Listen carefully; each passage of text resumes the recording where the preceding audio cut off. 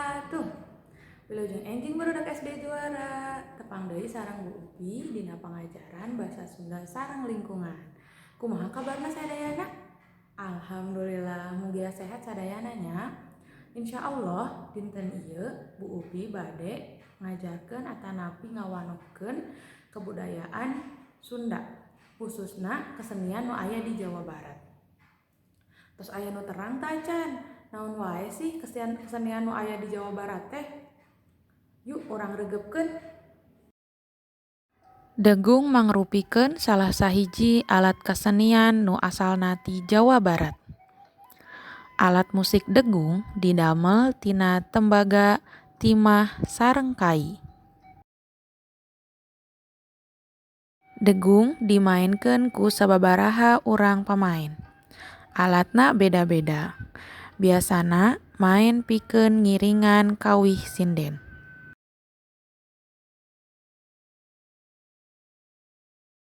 Tari Jaipong mangrupikeun seni tradisional ti Jawa Barat anu populer di Indonesia. Tarian ieu sering dipintonkeun dina acara hiburan, mapag tamu, oge dina festival budaya. Kuda renggong mangrupikeun seni atraksi kuda anu parantos dilatih pikeun acara. Kuda renggong teh nyaeta kasenian khas Kabupaten Sumedang. Biasana dipidangkeun dina acara festival atanapi acara sunatan.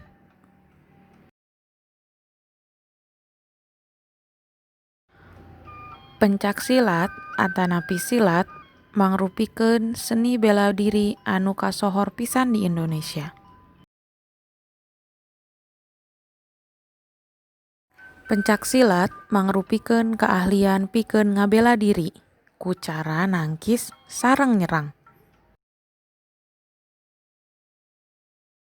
Rampak kendang mangrupikeun acara kendang anu ditabeuh atanapi dipaenkeun babarengan.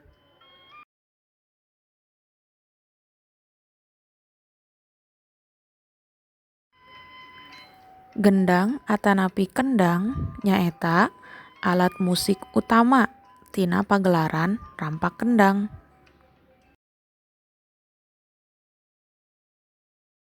Reog Sunda mangrupikeun pintonan nu ngahijikeun kawih, bobodoran, tarian, sareng alat musik khas namina dogdog.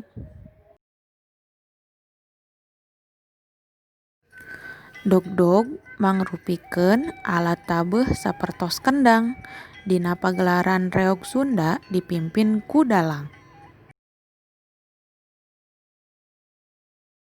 Wayang golek nyaeta wayang anu dijieun tina kai.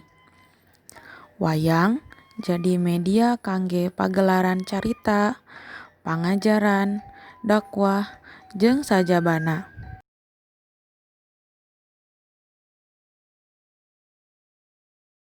Salah sahiji tokoh pawayangan anu tos urang kenal nyaeta Cepot. Tokoh Cepot teh dipopulerkeun ku dalang Asep Sunandar Sunarya. Kumaha tos terangnya ayeuna mah. Tadi teh aya naon wae sih contoh-contoh kasenian nu asalna ti Jawa Barat? Pinter. Pasti hidup tiasanya nyebatkeun salah sahiji mah. Ayeuna aya tugas ti Bu Upi. Naonnya tugasna? Mangga dicek di map masing-masing di modul atanapi lembar kerja pangajaran Basa Sunda sareng lingkungan. Mung sakitu ti Bu Upi pengajaran dinten ayeuna ngawanohkeun kebudayaan Jawa Barat khususna kesenian Jawa Barat. Hapunten bilih aya kalepatan. Assalamualaikum warahmatullahi wabarakatuh.